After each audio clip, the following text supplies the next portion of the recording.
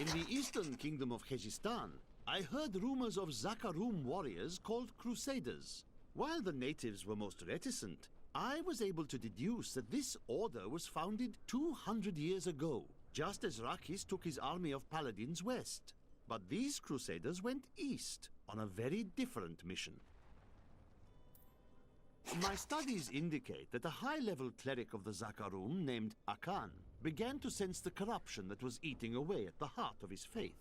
He knew this corruption would eventually destroy his beloved church, and that he must take action.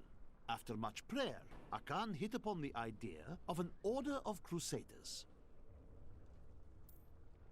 Akan gathered the most devout, driven, and martial Zakarum adherents. He taught them to channel the power of light in the same way that the newly founded paladins were being trained.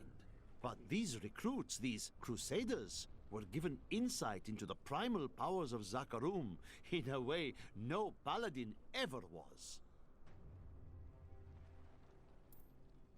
When the Crusaders had learned all they could, Akan sent them out into the world, seeking a way to cleanse the corruption that coiled at the heart of the Zakarum faith. There was no clear goal for them to pursue, and some clerics claimed it was a fool's errand, that they could never succeed. But these Crusaders would not be deterred. The Crusaders swore an oath to dedicate their lives to the search. None believed that they would be the one to end the crusade by finding and cleansing the corruption. They believed the search ennobled them, that the discipline of their life and journey was the true goal. The Crusader was meant to find meaning in the quest itself.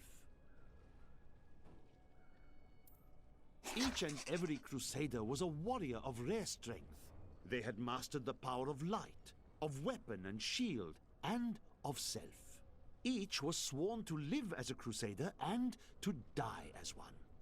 200 years ago, they took their apprentices and set out into the eastern swamplands. They were never heard from again. Until now.